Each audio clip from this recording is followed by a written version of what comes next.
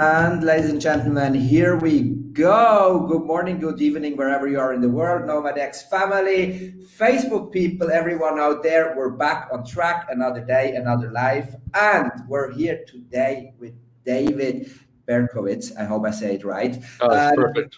That was perfect. Awesome, man. Awesome.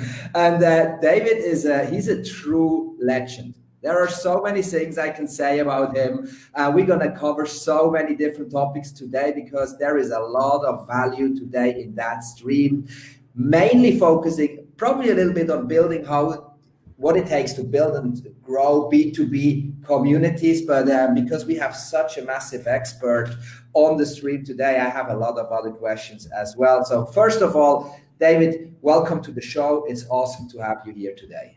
Thank you for having me. It's just so much fun being part of your community.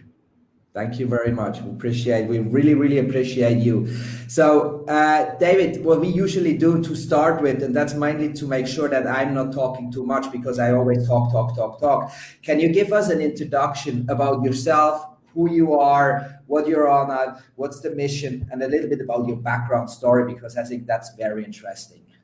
Sure thing. Well, working, I've got my marketing consulting firm, Serial Marketer, founded 2 years ago, this marketing community, Serial Marketers, based on Slack, but it extends somewhat beyond that. And now just about 1,300 people in there, and terrific group, just learning from each other and just just being and often collaborating with each other. And then look, like I've been in the digital media industry for 20 years, and there's one person who I have to thank for a lot of the opportunity I've had, and that's someone I think you know. His name's Dave Williams.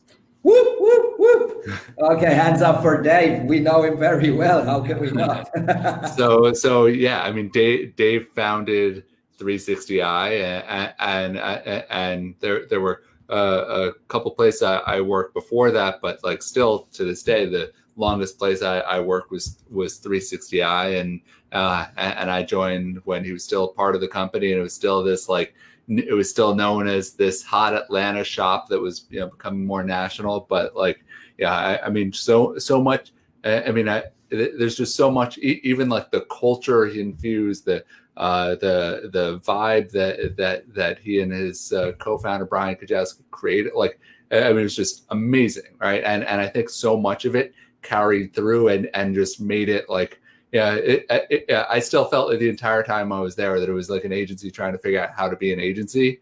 And that's because there are people like Dave and people who took it over from him were just still just like they weren't like agency diehards, right? Like that wasn't the point. Like the point was to provide value and service clients, and then try to figure out like, oh, now we need creative people. Now now we need copyright. Now we need project managers and things like that. And it's not like, oh, here are like the 20 kinds of people you need to hire if you're starting an agency. It was very like bottom up.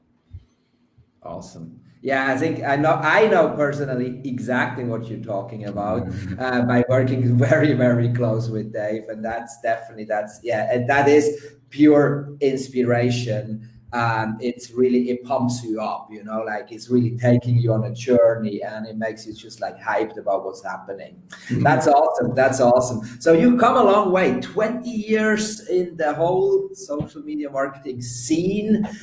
So you have a lot of experience, and obviously we want to make sure we get some value bombs out of that experience.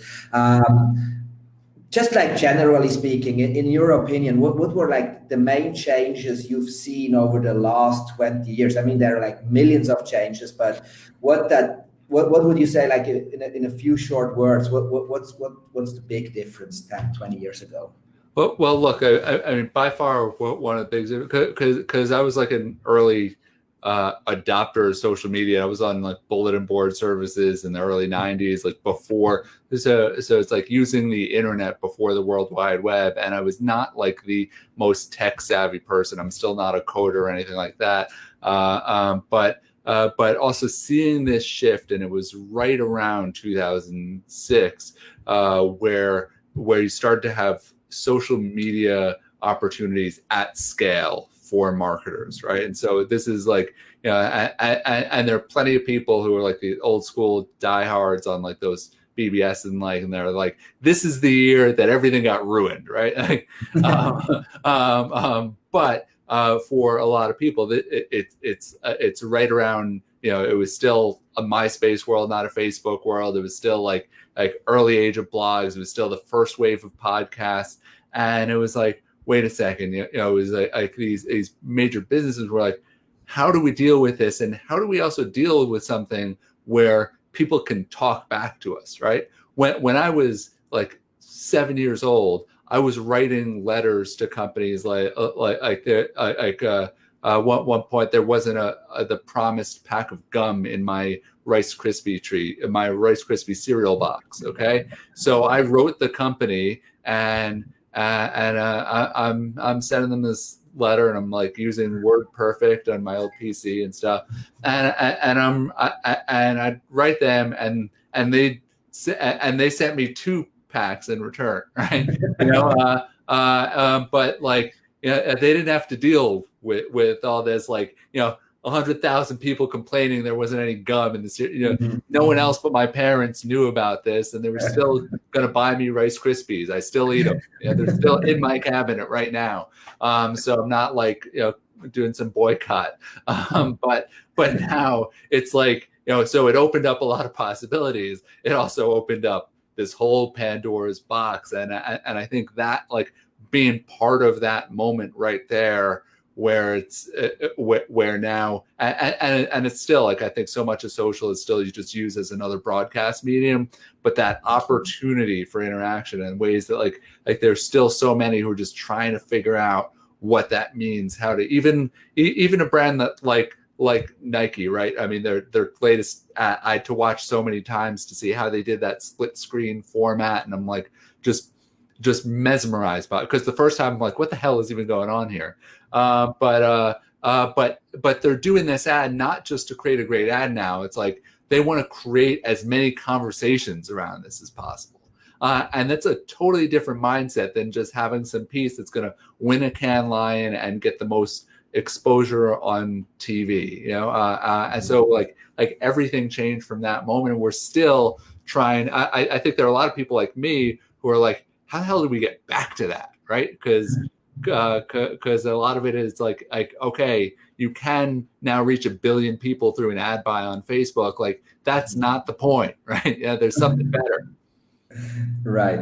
Wow. Yeah, that. It's really, really impressive to hear you talking about that. And I mean, like, even for myself, I remember, like, you know, like the early days of MySpace before even Facebook was here. But it was different for me because I was not using it in any professional way. It was just like this complete new world opening up, and seeing what even happened over the last few years. It's just like it's crazy. And I wanna go a little bit deeper later on, and asking you a little bit also about the future, because I think it's always very interesting to hear what was in the past, where are we now, what's going to be next, from a perspective like you with such a big knowledge. But let's go first a little bit into the whole thing with communities, because we also chose as a title what it takes to build B2B communities. Why did this become a thing for you? Why do you choose Slack for it? And how do you manage to grow it like pretty quick? Very impressive. Well, thanks. And so a lot of it was look, like so much of my career and as I've benefited by working with people like this, like Dave, who it's just been learning by doing, right? And so I've run kinds of communities. I've advised countless brands. One of the scariest weeks of my life was when one of my colleagues was on vacation and I had to run Coke Zero's Twitter account. And I'm like every single letter, I'm like this, you know, a Fortune 10 brand could get like if I screw up, this reaches the highest ranks of it and totally destroys the company's most important relationship. It's really nerve-wracking, like what you can do with the tweet when you're just trying to respond to people. But also like on the B2B side, look, I've had these I've had these platforms. I've done a lot of byline speaking stuff.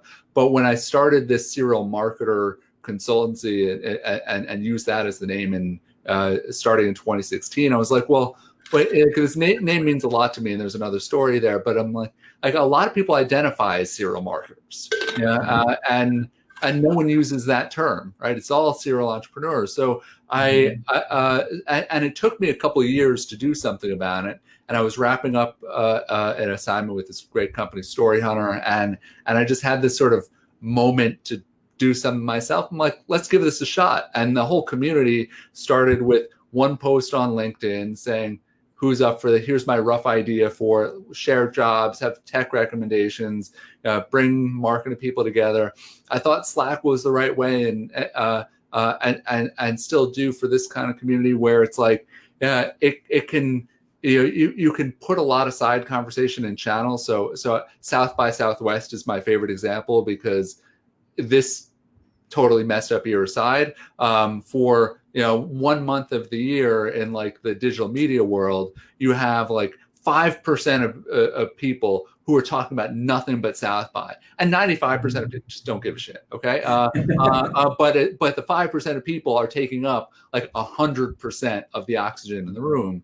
And so now you can leave them in the little channel. They could talk about South by, share every event invite, every panel that they want to self-promote, whatever. And it can only go to those people who really care. And then the rest of the people can still go and talk about the bigger issues of the day. And there are quite a few of them. So anyway, like really like that. And it was also something that was like, took a little bit of tech savviness. But even now, as you look at platforms like Discord is really hot. But I think there are like 3 marketers who aren't in like tech and gaming who've heard of Discord or like done anything with it. Not to insult my peers, but it's like it's just still it's really big, really powerful. I get it. It's just too much of that leap. So like trying to do this whole like there's this whole a design principle, Maya, most advanced yet acceptable, right? And so it's like it fits really nicely in that bucket.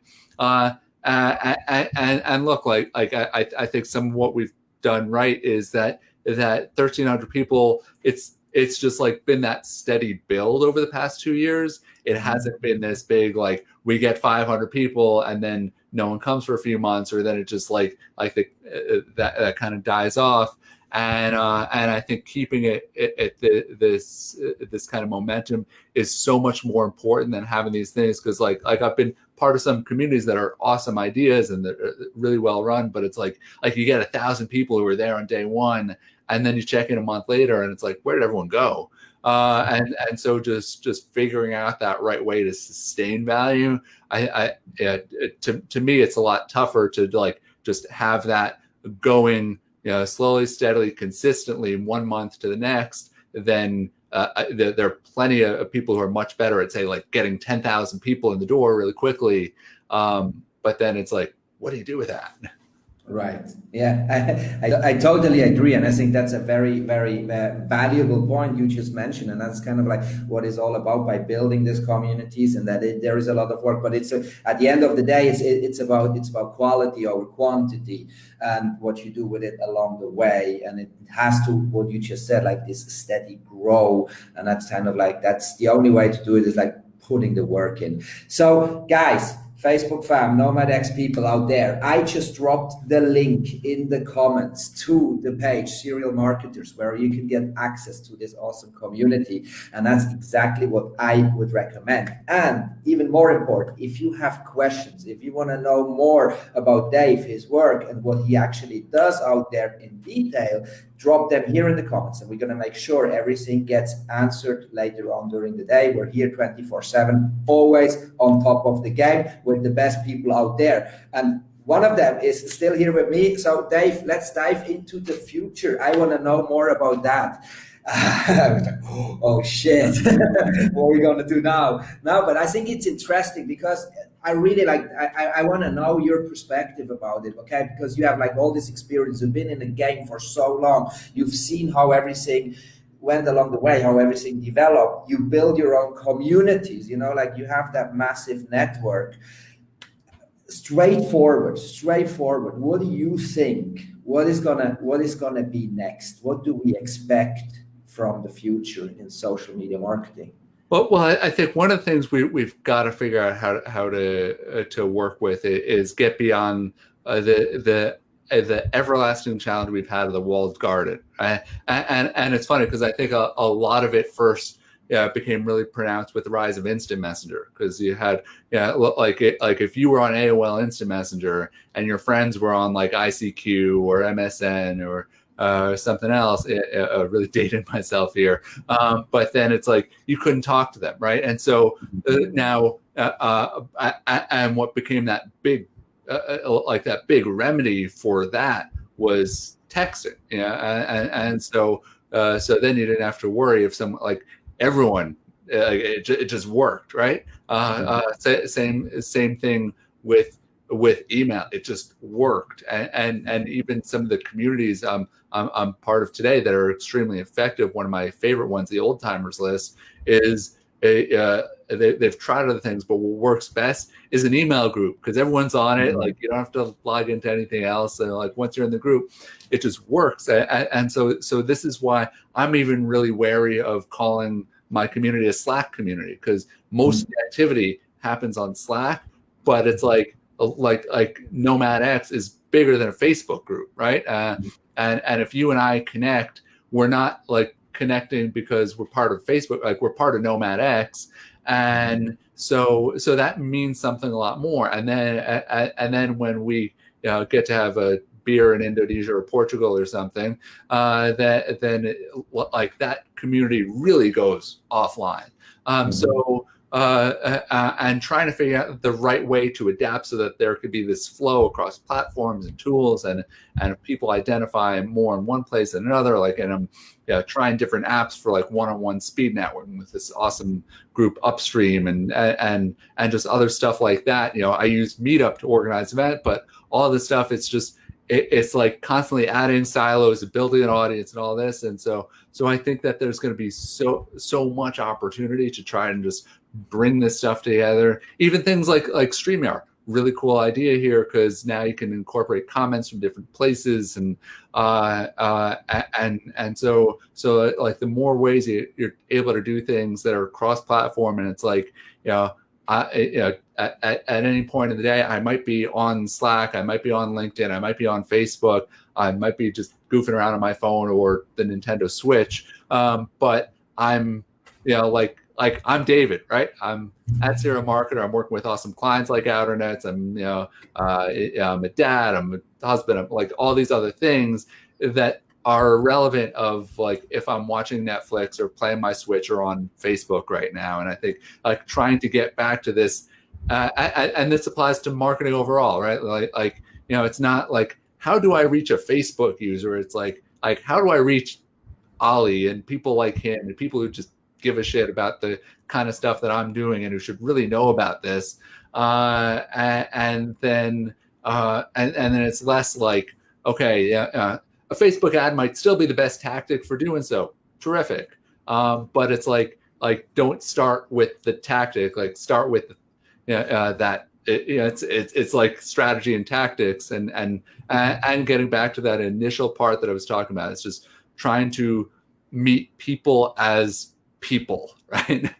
And if any, and like the word of the year right now, that in a good way, in a great way, like the one word that comes up all the time that I don't think we can use enough if we mean it is empathy. And right now it's just like, and so it's like the more we can figure that out, and the more we can just appreciate that more than ever, right? Like most interconnected the world has ever been, and there are a lot of bad things about that, clearly. But I that net positive is amazing, and I'm definitely someone who's really damn excited about that. Awesome, bro.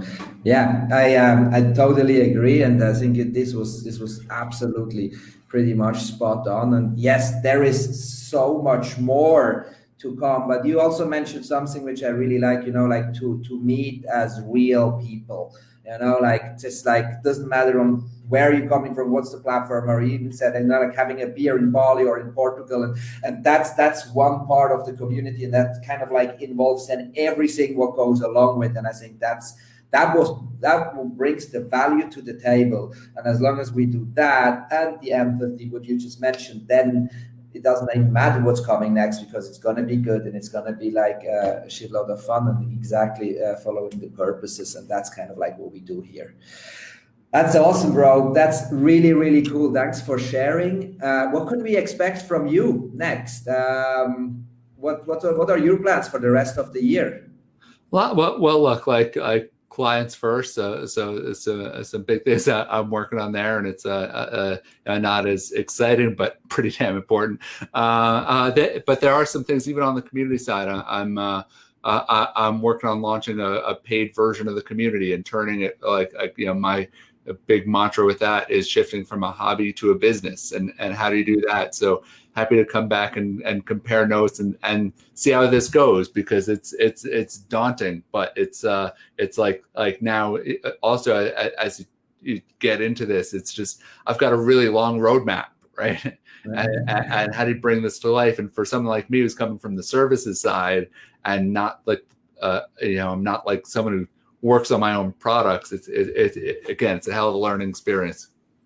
Awesome.